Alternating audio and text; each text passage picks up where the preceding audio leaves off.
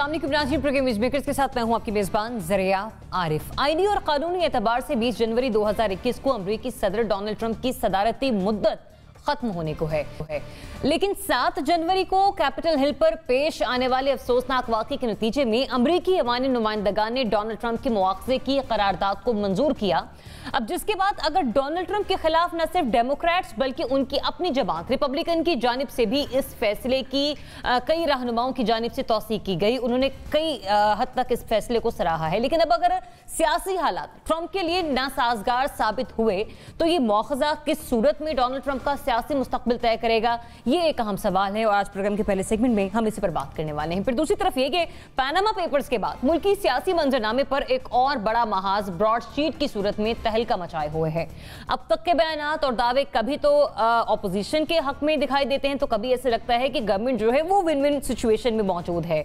लेकिन आज public accounts committee ने खुद इस मामले की तहकीकात का हुक्म दे दिया है। अब इस ऐलान के बाद इस मामले में किस हद तक पेशरफ्त मुमकिन है, इस पर भी बात होगी और साथ ही साथ पीडीए मूवमेंट पर मदारिस के तलबा को सियासी टूल के तौर पर इस्तेमाल न किए जाने पर हुकूमती स्ट्रेटजी पर भी हम नजर डालेंगे। इस पर बात करने के लिए प्रोग्राम में हमारे साथ मौजूद सीनियर सहाफ़ी तज्ज़ियाकार नासिर चुग़ताई साहब, एनबीसी बहुत शुक्र प्रोग्राम में अपना वक्त देने के लिए। सीनियर तज्ज़ियाकार lieutenant general retired Amjad Shoaib साहब प्रोग्राम में हमारे साथ शामिल गुफ्तगू होंगे। एंकर पर्सनल तज्ज़ियाकार अनिका निसार साहब भी आज हमें ज्वाइन कर रही हैं। Anika, thanks for joining us. तज्ज़ियाकार डॉक्टर नाज़िर महमूद साहब प्रोग्राम में हमें ज्वाइन कर रहे हैं और साथ ही साथ सहाफ़ी तज्ज़ियाकार मुज़म्मिल सोहरवर्दी साहब प्रोग्राम में हमें ज्वाइन कर रहे हैं। तो बात कर लेते हैं सबसे पहले अमरीकी सदर डोनाल्ड ट्रंप के सियासी मुस्तकबिल के हवाले से कि उनके मुआवजे की मंजूरी अवामी नुमाइंदगान की जानिब से दे दी गई और अब वो कैपिटल हिल मुजाहरे पर सेनेट में ट्रायल का सामना करेंगे। ताहम सदर डोनाल्ड ट्रंप के मुआवजे के हक में 232 और मुखालफत में 197 अरकान ने वोट दिया था। लेकिन ट्रंप अमरीकी तारीख के वो पहले सदर हैं जिनका 2 बार मुआवजा किया जाएगा। अमरीकी सदर डोनाल्ड ट्रंप के खिलाफ मुआवजे की मंजूरी तो दे दी गई है, लेकिन इसके बाद उनका सियासी मुस्तकबिल क्या होगा? क्या ये मुआवजा उनका सियासी मुस्तकबिल खत्म कर देगा? इस पर बात करते हैं। नासिर चुग़ताई साहब, आपसे आगाज करेंगे। बताइएगा, जिस किस्म की कॉल अवामी नुमाइंदगान की जानिब से मंजर आम पर आए, उसके बाद कार्रवाई ज़ाहिर तौर पर आगे चलेगा, जो प्रोसीजर होगा, आपको लगता है कि डोनाल्ड ट्रंप का जो सियासी मुस्तकबिल है, उनका सियासी करियर जो है वो खतरे में? नहीं, मैं नहीं समझता कि उसका ट्रंप, देखें, कोई भी नस्ल परस्त और कोई भी इंतहा पसंद और कोई भी गुंडा उसका मुस्तकबिल ख़तरे में नहीं होता। ये एक और अमेरिका में जहाँ नस्ल परस्ती रूज पर है और जहाँ ख़ास तौर से जो कैपिटल हिल पर हुआ वाक़या, वो तो अमेरिकी तारीख़ का बदतरीन वाक़या था ना। सिविल वॉर के बाद, सिविल वॉर के बाद जो हालात हुए, आज जो हालात हैं कैपिटल हिल्स के, अगर आप देखें, हज़ारों नेशनल गार्ड्स पूरे जंगी गियर में गने लिए हुए, ना सिर्फ कैपिटल हिल्स के बाहर, वाइट हाउस के बाहर, बल्कि कैपिटल हिल्स के अंदर तक ताने आते हैं। तो इसका मतलब है कि ट्रंप के अल्फाज में आप उसको जहाँ चाहे बंद कर दें, उसका ट्विटर बंद कर दें, उसका स्नैपचैट बंद कर दें, उसका फेसबुक बंद कर दें, उसका मैसेज लोगों तक पहुँच रहा है कि शाबाश जवानों शाबाश, बस तशद्दुद नहीं करना। अब ये तो ऐसी होता है ना, आप मुझसे कह दें कि फ़लाँ के ख़िलाफ़ बात नहीं करना, इशारा भी कर दें कि बात भी कर लेना, तो वो होता रहता है। तो वो वाक़या है। अच्छा, अमरीकी सब माशरे को अगर आप देखें तो बहुत डिवाइडेड माशरा हो गया है ओबामा के बाद। ट्रंप का आना दरअसल ओबामा की जीत का रिएक्शन था, क्योंकि ओबामा जीता था काला, तो एक वाइट नस्ल परस्त को जीतना था, जितवाया गया उसको बाकायदा। लेकिन उसके बाद अमेरिका ने अपने आप को खुद ठीक किया, खुद करेक्शन की, अपनी गलती की, और दूसरे इंतखाब में इतने वोट दे दिए, इतने वोट दे दिए जो बाइडेन जैसे ज़ईफ़ और बुज़ुर्ग शख्स को, कि जो नाकाबिल यकीन है 8 करोड़ वोट, और उससे ज़्यादा, उसके कम वोट मिले ट्रंप को 7 करोड़। अब 7 करोड़ अफराद उसके हामी हैं, कम से कम 7 करोड़ अफराद उसके हामी हैं। अमेरिका में गन कल्चर है, अमेरिका में बड़ी गनों का कल्चर भी है, उस पर कोई पाबंदी नहीं लगा सका। लोग खरीदते हैं और बड़े पैमाने पर ख़रीदारी हो रही है आज की तरह ही है। दूसरी बात कि वहाँ पर मलेशियाज मौजूद हैं। हम अपने आप को रोते हैं ना कि हमारे यहाँ मलेशिया है, कहाँ मलेशिया है हमारे यहाँ? यार, मलेशिया अमेरिका में है, इंतहा पसंद की मलेशिया है, सुपर मैस्कॉट कहते हैं उनकी मलेशिया है, बाकायदा उसने रजिस्ट किया, उसने हमले किए, उसने अटैक किए, उनके यहाँ चर्चेस पे अटैक किए गए, वो उन लोगों ने किए, मसाजिद पर हुए वो उन लोगों ने किए। तो और पूरी मुसल्ला जो बगावत हुई है 4-5 दिन पहले कैपिटल हिल्स पर, वो उनका ही हाथ है। अब जो FBI की रिपोर्ट है वो ये है कि बड़े पैमाने पर हमले का खतरा है। 50 दारुल-हुकूमतों में अमेरिका के 50 दारुल-हुकूमतों में हमले का खतरा है और अमेरिका को पूरा सील किया जा रहा है। ट्रंप का मुस्तकबिल एक नस्ल परस्त लीडर के तौर पर महफूज है। मुमकिन है आगे चलकर वो और ज़्यादा आगे बढ़े और अमेरिका और डिवाइड हो जाए नस्ली बुनियाद पर। जनरल साहब, जब हम अमरीकी सियासत की बात करते हैं तो हम अखलाकियात के हवाले से भी अक्सर वहाँ का जो है लेसन या एक मिसाल लोगों के सामने रखते हैं।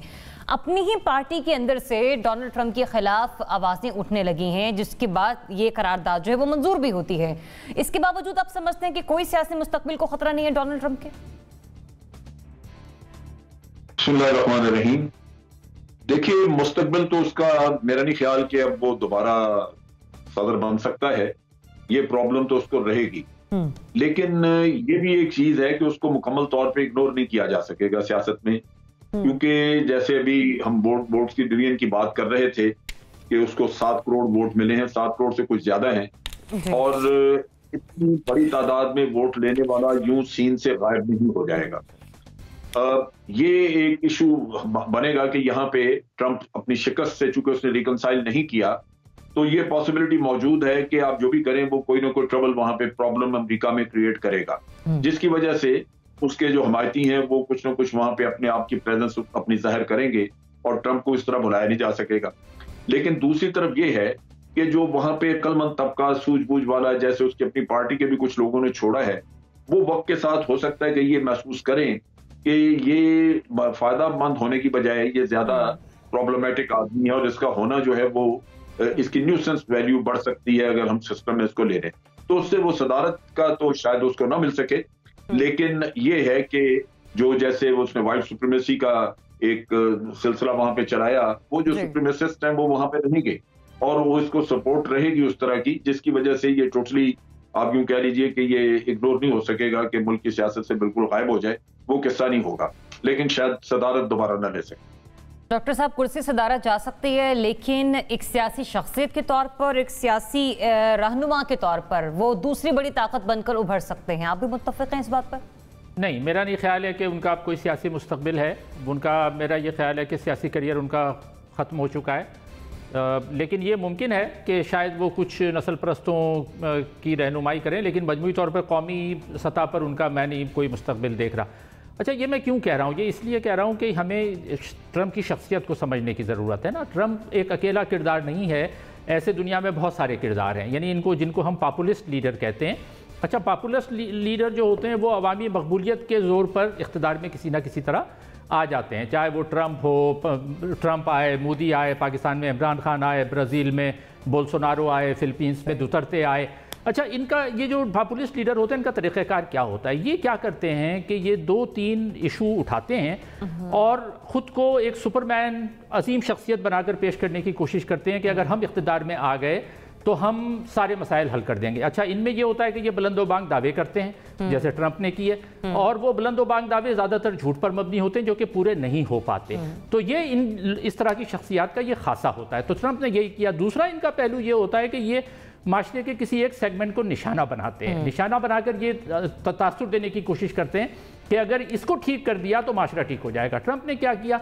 ट्रंप ने कहा कि जी देखें, जो इमिग्रेंट्स आ रहे हैं, महाजिरीन आ रहे हैं, पनाहगुदीन आ रहे हैं, वो हमारे मसाइल की जड़ हैं, हम उसको हल कर लें तो मसला हल हो जाएगा। मोदी ने कहा कि जी देखें, हिंदुत्व को अगर हम लेकर आएंगे तो मसले हमारे हल हो जाएंगे। इमरान खान साहब ने कहा कि जी करप्शन असल मसला है, करप्शन अगर ठीक कर दिया तो सारा माशरा ठीक हो जाएगा।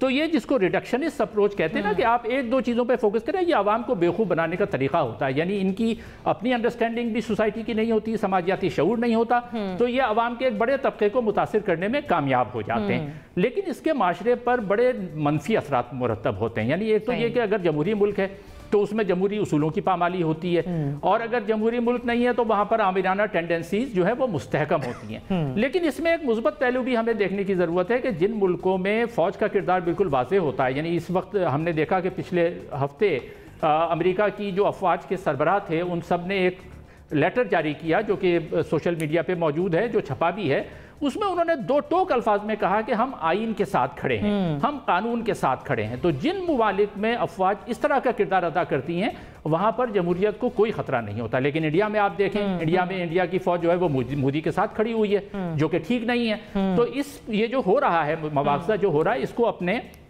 एक लॉजिकल यानी मंतकी अंजाम तक पहुंचना चाहिए, क्योंकि इस किस्म के लोग जो अवाम को धोखा देते हैं उनको तारीख में उनके खिलाफ कोई कार्रवाई होकर उनको उसकी सजा मिलनी चाहिए। अब होगा क्या, होना ये चाहिए कि ये केस चले, मुकदमा आगे बढ़े और उसके नतीजे में ट्रंप पर पाबंदी लगाई जाए कि वो आइंदा किसी अवामी ओहदे के लिए इंतखाब नहीं लड़ सकता। अगर ये होगा तो अमरीकी, और मुझे यकीन है कि ऐसा ही होना चाहिए, और ये अमरीकी जमहूरियत की मजबूती की दलील होगी। मतलब आप ये कह रहे हैं कि सियासी एतबार से उनको आगे फ्यूचर में कुछ नहीं मिलने वाला, लेकिन आपने वो कुछ और अशखास के साथ उनका जिक्र किया कि हाँ मुस्तकबिल में वो एक आम आदमी की हैसियत से, आम शख्सियत की हैसियत से अपने लिए कोई ना कोई पॉपुलैरिटी ले सकते हैं। बिल्कुल, और इंतशार की कैफियत जो सूरत हाल है वो भी रहेगी अमेरिका में, ये मामला यहीं पर खत्म नहीं होगा, राइट? नहीं, वो जैसे गैर साइंसी रवैया होता है ना इन लोगों का, कि जैसे अब वो ट्रंप ने कहा कि जी माहौलियात, साइंस दुश्मन रवैया के माहौलियात कुछ नहीं है। मोदी कहते हैं कि जी वो हम 2000 साल पहले जो है वो प्लास्टिक सर्जरी कर रहे थे। इमरान खान साहब जो रहूनियत पे लगा दिया है लोगों को कि हम रहूनियत को सुपर साइंस बनाएंगे। तो ये गैर साइंसी रवैया जो है ना, ये नुकसान पहुंचाता है। अच्छा अनिका, आपने सुनी डॉक्टर साहब की बात, उन्होंने दो यहाँ पर रिजेम्बलेंस दी है। एक मोदी साहब का जिक्र किया कि हिंदुत्व को उन्होंने बड़ा प्रमोट किया, फिर साथ उन्होंने खान साहब के हवाले से बात की कि करप्शन का नैरेटिव लेकर वो आगे इक़्तिदार की कुर्सी पे बैठे। खान साहब ने तो अपोजिशन में बड़े बेहतर अंदाज में की थी। कुछ इस टाइप की लीडरशिप के साथ ट्रंप भी आगे आ सकते हैं सियासी मुस्तकबिल में, कुछ इस तरह से एंट्री हो जाए? जरा मुझे ट्रंप का सियासी मुस्तकबिल इस इम्पीचमेंट की वजह से नहीं, ट्रंप की वजह से, अपनी वजह से बड़ा तारीख नजर आता है। एक पहली इम्पीचमेंट की गई, वो जाकर सेनेट के अंदर रुक गई। अब ये वाली इम्पीचमेंट मुझे रुकती हुई नजर नहीं आ रही, इसलिए क्योंकि ट्रंप ने अपने पांव पर खुद कुल्हाड़ी मारी। किसने कहा था कि आप एक ऐसे मुल्क के अंदर जहां कैपिटल हिल को एक symbol of democracy of United states of America समझा जाता है और अमेरिका इज ग्रेट, और वहां बहुत ज्यादा इस चीज को किया जाता है। अमेरिका के अंदर अमरीकी होने पर बड़ा प्राउड फील करते हैं। आपने उस सिंबल को एक तरह से डीसेक्रेट किया, तो यकीनन फिर ट्रंप ने अपने पांव पर खुद कुल्हाड़ा मारा। आगे पॉलिटिकल करियर ट्रंप का कोई नहीं है, लेकिन यहां एक और पहलू है। ट्रंप अपनी आगे की पॉलिटिकल ताकत किससे अखज करेंगे, क्योंकि शौक तो बहुत है ट्रंप को at the helm of affairs में रहने का। इसीलिए यह एहतजाज भी कराया कि देखें जी, बराक ओबामा को आपने 2 दफा सदर मुंतखब कर दिया, जॉर्ज डब्ल्यू बुश को आपने सदर मुंतखब कर दिया 2 दफा, मुझे 2 दफा मुंतखब क्यों नहीं किया गया? असल में मेरे वोट चोरी हुए। मुझे ऐसा लगता है कि आने वाले वक्तों में डोनाल्ड ट्रंप अपनी ताकत का जो महवर है वो इवांका ट्रंप को बनाएंगे। उनका अपना पॉलिटिकल करियर तो खत्म हो गया है, लेकिन वो अपनी बेटी के पॉलिटिकल करियर की तरफ ध्यान देंगे, सेनेट की तरफ बढ़ाने की कोशिश करेंगे, उनको किसी जगह पर सियासत में फिट करने की कोशिश करेंगे। तो he is done and dusted जहां तक सियासत की बात है। लेकिन अपना कहीं ना कहीं असर रसूख रखने की कोशिश करना, ये उनकी गुट्टी में, उनकी जीन्स के अंदर है।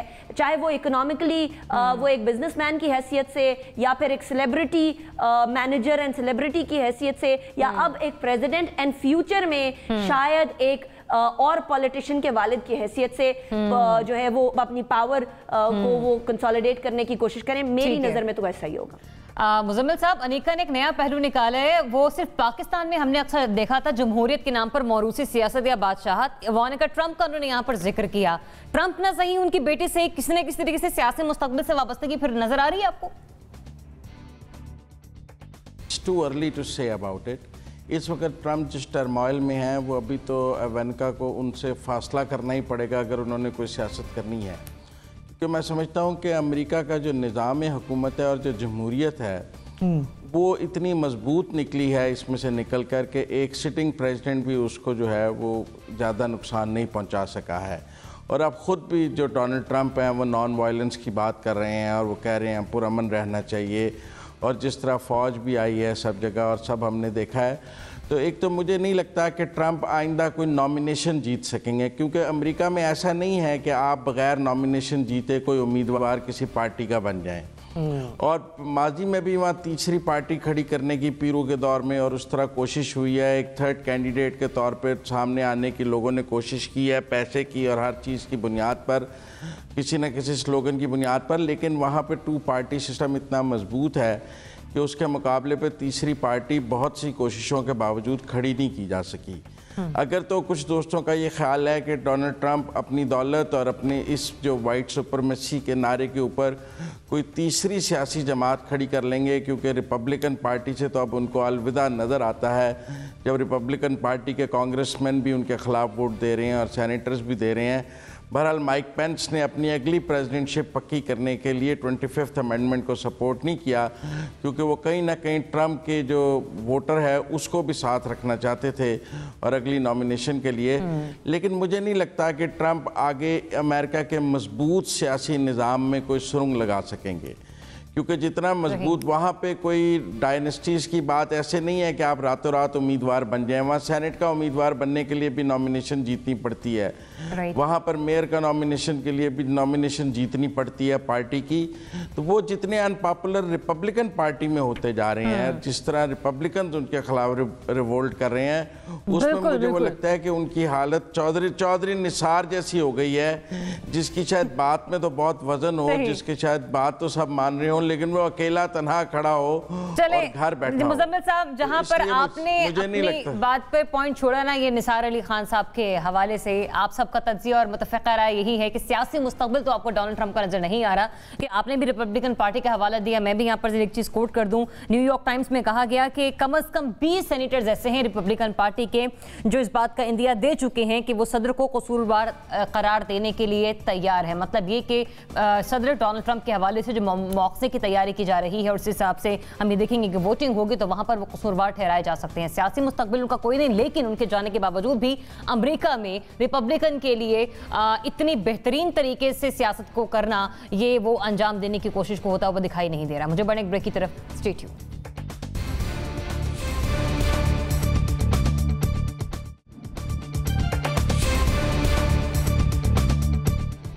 ब्रॉडशीट का मामला जिसने पाकिस्तानी सियासत में एक तहलका सा मचा रखा है, अब पब्लिक अकाउंट्स कमेटी ने इस मामले की तहकीकात का हुक्म दे दिया है। आपको याद होगा जिस केसेस के हवाले से मंजर-ए-आम पर जो पॉइंट सामने आए, उसमें यह कि साबिक़ सदर परवेज़ मुशर्रफ के दौर में सन 2000 में 200 पाकिस्तानियों के असासों का पता लगाने के लिए इस कंपनी के साथ जो है वो मुआहदा किया गया था और उसकी खदमात हासिल की गई थी। ताहम 2003 में ये मुआहदा जो था वो मनसूख कर दिया गया, जिस पर इस कंपनी की जानिब से लंदन की अदालत में दावा दायर कर दिया गया और सिलसिले में पाकिस्तान को हर्जाना भी अदा करना पड़ रहा है। लेकिन इस मामले पर मजीद पेशरफ मुमकिन है, वो भी इस फैसले के बाद कि जब पब्लिक अकाउंट्स कमेटी कह रही है कि वो इस सिलसिले में मुकम्मल तौर पर तहकीकात जो है वो करना चाहती है, तहकीकात के अहकाम जारी किए गए हैं। जनरल साहब, आपसे आगाज करूंगी, बताइएगा, कह तो दिया गया पब्लिक अकाउंट्स कमेटी की जानिब से कि वो इस मामले पर मुकम्मल तहकीकात चाहते हैं, लेकिन ये मुमकिन भी हो पाएगा?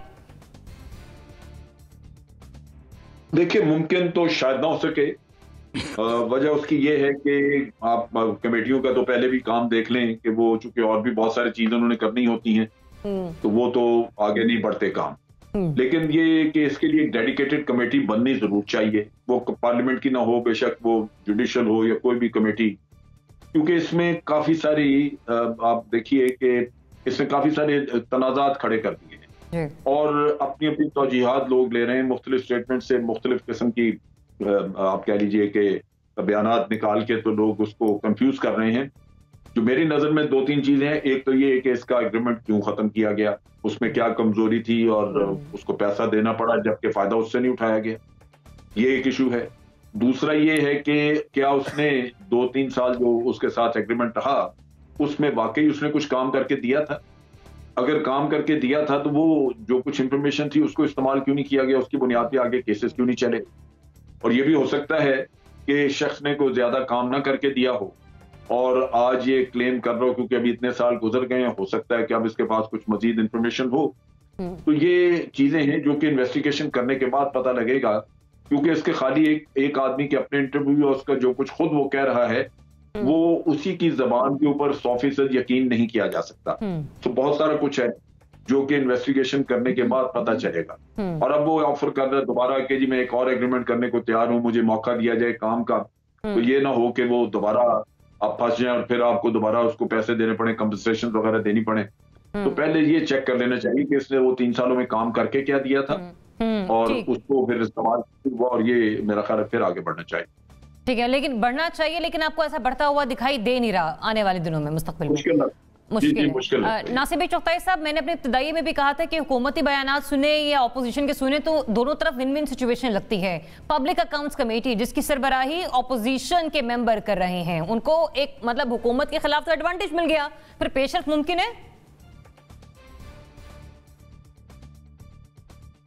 मेरा ख्याल है नहीं, इसको भी हम धूल में छुपा देंगे, इस फाइल को भी। मेरा एक बड़ा रिजर्वेशन है। एक हुसैन हक्कानी साहब हुआ करते थे, उनके केस में एक और साहब होते थे, वो भी अमेरिकी शहरी थे। उनके पीछे हम पड़ गए थे लठ लेकर, उनके इंटरव्यूज़, उनके पेपर्स, उनके हर चीज़ वाक़ा, मतलब लगता था कि हमारा मोहसिन पाकिस्तान है। अब ये ट्रक की बत्ती एक और आ गई है, जो ईरानी नीम बरतानवी है, और इसकी एक दिवालिया कंपनी इसने ख़रीदी थी और उस पर उसने काम किया था। $29 मिलियन हमसे लिए बगैर कोई काम किए हुए, हमें कुछ फराहम नहीं किया, उल्टे तनाज़ात खड़े कर दिए। पहली बात तो ये कि हमारे दोनों फरीक, हुकूमत पाकिस्तान और नवाज शरीफ, दोनों इसको गलत समझे। ये दोनों से खेल रहा है, ये दोनों से खेल रहा है। नवाज शरीफ ने कहा जी मुझे बरी कर दिया, हुकूमत ने कहा मुलजिम करार दे दिया, और ब्रॉडशीट के काबीना के में बातचीत हुई है। इतना बड़ा मसला हो गया ये। एक आदमी जो इन्वेस्टिगेटर है, जो मुखबरी करता है, दलाली करता है, FBI के एजेंट को किराए पे लेकर उनसे इंक्वायरी कराता है और कुछ नहीं देता आपको, और कहता है मेरा इतना खर्चा हो गया वापस करो और इतना इंटरेस्ट भी दो मेरे को, और वरना मुझसे दूसरा मुआहदा भी कर लो। दूसरा मुआहदा कर, जनरल साहब ने कहा, शेरबाव साहब का नाम ले लिया उसने कि हाँ मैंने उनके खिलाफ इंक्वायरी की थी, हुकूमत को दिया, हुकूमत ने कहा नहीं, और उसको वज़ीर दाखिला बना दिया। $1 अरब सऊदी अरब से मुंतकिल होते हैं 2016 में, किसने किया नहीं बताता, वो छुपा के रखता है, वो हुकूमत को भी नहीं बता रहा। हुकूमत को उसने बताया, कोई नाम लेने को तैयार नहीं है। नवाज शरीफ केस में उसने क्या दिया? कुछ नहीं दिया, बल्कि जो दरख्वास्त दी थी कोर्ट में वो विड्रॉ कर ली, मामला वहीं ख़त्म हो गया। तो मुझे लगता है कि ये मामला ऐसा नहीं है कि इसको हम ज़्यादा सीरियसली, लेकिन हम सीरियस बहुत ले रहे हैं। पब्लिक अकाउंट्स कमेटी भी सीरियस ले रही है। कैबिनेट में प्राइम मिनिस्टर ने तर्जुमानों से कहा है कि टूट पड़ो इसके ऊपर, टूट पड़ो इस रिपोर्ट पर और बेड़ा गर्क कर दो हिज़्ब इख्तिलाफ का। हिज़्ब इख्तिलाफ कह रही है हुकूमत एक्सपोज हो गई है। इसमें एक बहुत अच्छी बात ये आ रही है कि इस इल्ज़ामात जो लग रहे हैं ना एक दूसरे पर, उस पर नोटिस जा रहे हैं 50 करोड़ रुपए का, 1 अरब रुपए का। मैं चाहता हूँ 15-20 नोटिस जाएँ इस तरह के, ताकि जो खैराती इदारे हैं हमारे, उनको फंड मिल सके। एक हम बात पॉजिटिव बात सिर्फ चाहिए। ठीक है। अनिका, वही बात आ गई कि समझ नहीं आ रही कि गर्द उड़ रही है, लेकिन जा ये धूल जाकर ठहर किस पर रही है। तो फिर जब सब कुछ ही धुंधलाया हुआ है, जिसने बात की आकर, जो कि चेयरमैन है इस ब्रॉडशीट कंपनी के, उनके बयानात में भी मुख्तलिफ पॉइंट्स पर आकर तजाद आ जाता है, तो फिर कैसे डेवलपमेंट होगी अगर इस केस को आगे लेके चलते भी हैं तो? अच्छा, ये लास्ट कमेंट जो NBC ने दिया ना, ये बड़ा मज़े का है कि शहजाद अकबर साहब कहते हैं मैं आज़मा बुखारी साहिबा से 50 करोड़ लूँगा, फिर मैं चैरिटी में दे दूँगा। तो बड़ी पॉजिटिव बात है कि ठीक है आप लें और चैरिटी करें। पाकिस्तानियों को वैसे भी चैरिटी करने की के तौर पे माना जाता है, और यहाँ ज़रूरत भी बहुत ज़्यादा। तो this is a positive thing, I completely endorse NBC। जहाँ तक धूल की बातें, कावे मुसावी एक उठते हैं और कहते हैं कि जी नवाज शरीफ साहब ने के जितने भी प्रॉपर्टीज़ हैं बाहर, किस तरह से वो पैसा लेकर गए, वो सारी की सारी चीज़ें मैंने बता दी थी। पर मुझे ब्राइब किया गया एक ऐसे शख्स से जो कहता था कि मैं नवाज शरीफ साहब का नेफी हूँ, और बहुत सारे मामला जिनके ऊपर बात की। मैं ये कहती हूँ कि ठीक है, बात हो गई, ज़बानी कलामी हो गया। क्या वो शख्स किसी किस्म की गारंटी देने को तैयार है? क्या वो शख्स in written and in court कुछ देने को तैयार है? क्या वो शख्स एक ऐसे प्लेटफॉर्म पर बात करने को तैयार है जहां वो शहादत देकर बात करे? सिर्फ और सिर्फ इंटरव्यू दे देना, टीवी पर इंटरव्यू दे देना, अखबारों को इंटरव्यू दे देना, ये तो काफ़ी नहीं है ना। टीवी और इंटरव्यू के अंदर तो ये भी कहा जाता था मेरी लंदन में तो क्या लाहौर में, पाकिस्तान में भी कोई जायदाद नहीं है, उसके बाद चीज़ें निकलती हैं। तो किसी भी शख्स को सिर्फ उसकी स्टेटमेंट की बेसिस के ऊपर आप कहें कि अगली पार्टी को उड़ा के रख दें, ये मेरे ख्याल में बड़ी नामाकूल किस्म की बात हो जाएगी। और अगर हुकूमत भी इस ट्रक की बत्ती के पीछे चल जाती है तो फिर हुकूमत के लिए भी ये बहुत बड़ी हिमाकत होगी। हुकूमत ने पहले ही बहुत सारे करप्शन से लड़ने के दावे और वादे किए थे, उन दावों और वादों को पूरा अभी तक इसलिए नहीं कर पाए क्योंकि किसी शख्स को सजा नहीं हो पा रही है। नेशनल अकाउंटेबिलिटी ब्यूरो नैब बहुत सारे लोगों के खिलाफ केसेस चला रहे हैं, रेफरेंसेस चल रहे हैं, लेकिन अभी तक कोई हतमी नतीजे पर नहीं पहुंचा। तो एट दिस पॉइंट हुकूमत डेस्परेट है कि हमें किसी ना किसी तरीके से कोई ऐसी जगह मिल जाए जहां हम ऑपोजिशन की करप्शन को प्रूव कर सके और उनको सजा भी दिलवा सके।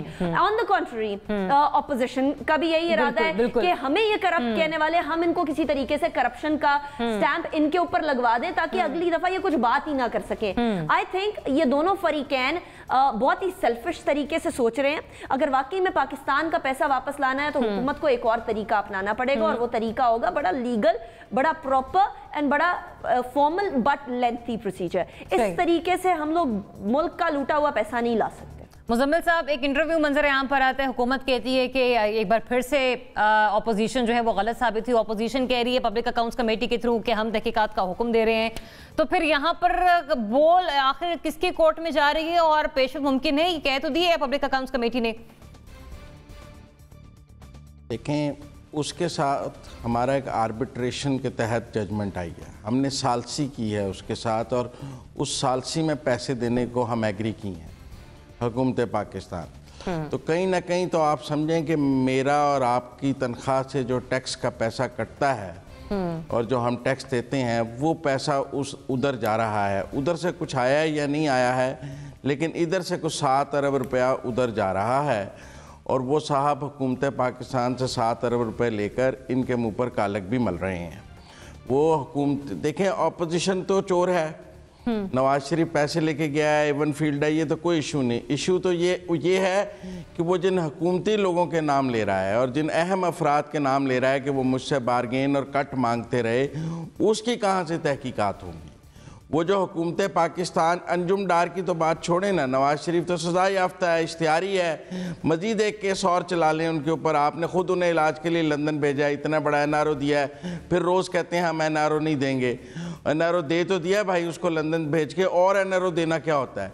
अब सवाल ये है कि जिन हुकूमती शख्सियात पर अहम जिम्मेदारान के वो नाम ले रहा है, बरतानिया में बैठ के ले रहा है, या तो भाई जाएँ उसके ऊपर बरतानिया में डेफेमेशन सूट करें, या उज़्मा बुखारी को नोटिस देने का क्या फ़ायदा है।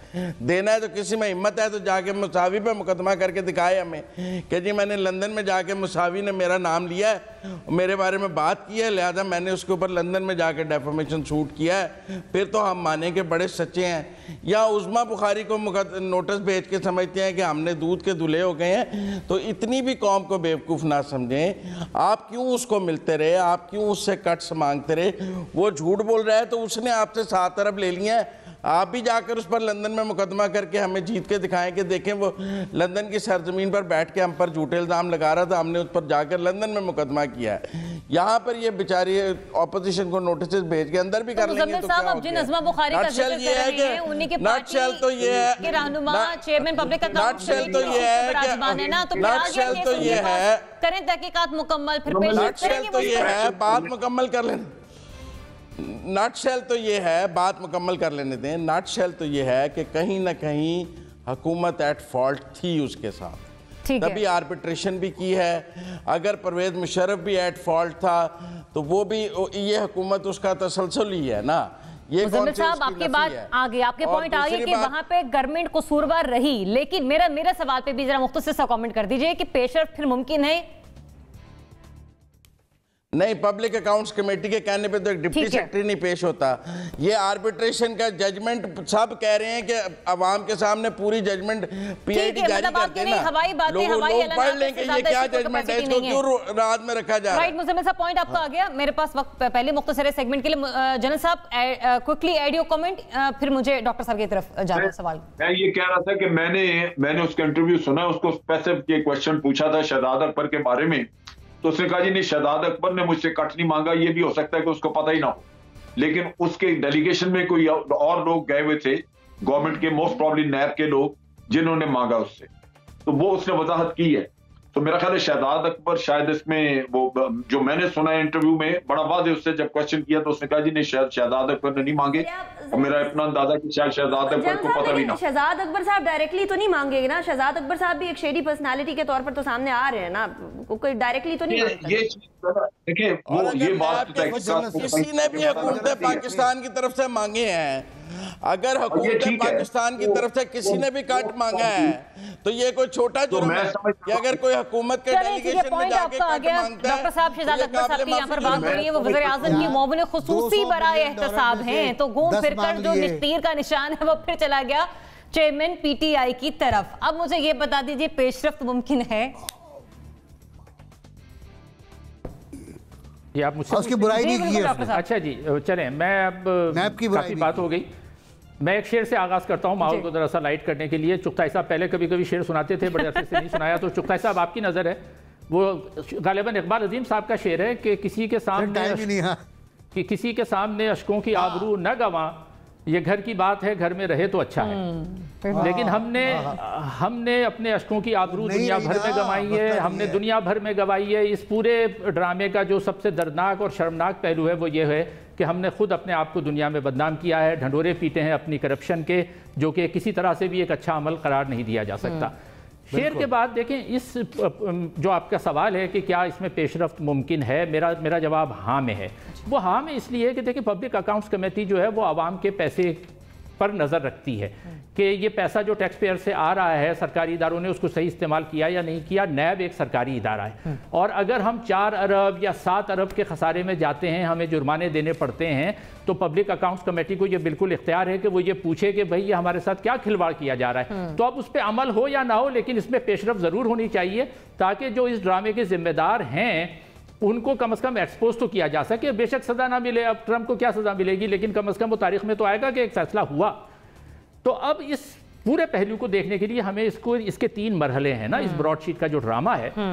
देखिए, पहला मरहला 2000 से 2003 का है, दूसरा मरहला है 2003 से 2016 का, और तीसरा मरहला है 2016 से आज तक। 2000 में जब जनरल मुशर्रफ ने नैब बनाया और उसके बाद जब ये राब्ता किया गया ब्रॉडशीट के साथ, जो मुआहिदा किया गया, वो जून 2000 की बात है। ठीक है, अच्छा, अब वो किस ख्याल से किया गया? ख्याल यही होता है कि जी जो सियासतदान है उनको निशाने पर लिया जाए और उनकी करप्शन साबित की जाए। अच्छा, उसमें उनको वकला भी मिल जाते हैं। तो उस वक्त एक अजीज़ मुंशी साहब थे जो हमेशा से आमिरों का साथ देते रहे, उन्होंने एक वो बनाकर ये सारा कुछ किया कि भाई वो ब्रॉडशीट, यानी क्योंकि उसको वजारत कानून ने अप्रूव किया था, तो जो भी वजीर कानून थे जनरल मुशर्रफ के दौर में कुछ 7 वज़राए कानून रहे, खैर, तो वो जून 2000 में वो मुआहिदा ब्रॉडशीट से किया गया, और ब्रॉडशीट को 200 अफराद की लिस्ट दी गई कि इन लोगों के खिलाफ जो है वो आप कार्रवाई करें और हमें इनकी जो कच्चा चट्टा है वो खोलकर दिखाएं। अच्छा, उन्होंने काम शुरू किया और वो कच्चा चट्टा निकाल के उन्होंने मुशर्रफ गवर्नमेंट को दे भी दिया। अच्छा, जब दे दिया, इस चक्कर में 2-3 साल गुजर गए। अब क्या हो गया था, सुप्रीम कोर्ट के फैसले के मुताबिक मुशर्रफ साहब को इलेक्शन कराने थे। इलेक्शन कराने के बाद वो इख्तियार में रहना चाहते थे, उनको जोड़ तोड़ कर दी थी, सियासी जोड़ तोड़। उन्होंने ब्रॉडशीट के जो थे उनको एक तरफ रख दिया। उन्होंने कहा चले, शेरपाल साहब ने करप्शन की होगी, लेकिन उनको वज़ीर दाखिला बनाना है और लोगों को शामिल करना है, तो वो सारी चीज़ें एक तरफ रख दी। जो सियासतदान उनके शामिल हो सकते थे उनके साथ उनके सारे गुनाह माफ़ हो गए, और फिर वो मुआहिदा 2003 में ख़त्म कर दिया गया। तो ये पहला मरहला था। अच्छा, 2003 के बाद 2016 तक क्या होता रहा? 2000 जी कुछ कह रही हैं जरिया बात? जी डॉक्टर साहब, ये केस जो है वो तो यकीनी तौर पर नाज़रीन भी इससे बारहा आगाह हो चुके हैं, लेकिन मेरा सवाल वही था कि जो पब्लिक अकाउंट्स कमेटी जो है इस पर पेशरफ लेती है, आपका जवाब था उस पर हाँ के हवाले से। मुझे पूरी बात मुकम्मल करने दें, मैंने बहुत से लोगों की बात सुनी है, मुझे 3 मरहले जो है वो पूरे करने दें। फिर अगले सेगमेंट के लिए बस वक्त मुख्तसर होगा। देखें, जो 2003 से 2016 तक ये केस चलता रहा। 2016 में जो मसालियती अदालत थी उसने फैसला दिया हमारे खिलाफ। उस जुर्माने के बाद अगर हम जुर्माना अदा कर देते तो शायद हम पर उसका सूद नहीं लगता, और 16 के बाद फिर हम वहाँ के हाई कोर्ट में चले गए। फिर फाइनली जो दिसंबर में हुआ है, वो दिसंबर में हाई कोर्ट ने हमारे खिलाफ फैसला दिया है। अब ये तीसरा मरहला है, और इस तीसरे मरहले के एंड पे हमें 4 से 7 अरब का नुकसान हो रहा है। तो इसलिए मेरा जवाब यह है कि पब्लिक अकाउंट्स कमेटी को इस पर काम करना चाहिए, और काम कर उन लोगों की निशानदेही करनी चाहिए जिन्होंने मुल्क को यह नुकसान पहुंचाया। सही काम करना चाहिए, और काम करके निशानदेही करें उन लोगों के हवाले से कि जिन्होंने मुल्क पैसे को नुकसान पहुंचाया। और एक तरीके से अगर देखा जाए तो अपोजिशन के पास इस वक्त सुनहरी मौका है खुद को प्रूव करने के हवाले से, और ये साबित करने के हवाले से कि पाकिस्तान तहरीक इंसाफ की हुकूमतें, फिर माजी की हुकूमतें कहाँ कहाँ पर हेर फेर करती रही हैं। मुझे बढ़ने एक ब्रेक की तरफ स्टे ट्यून्ड।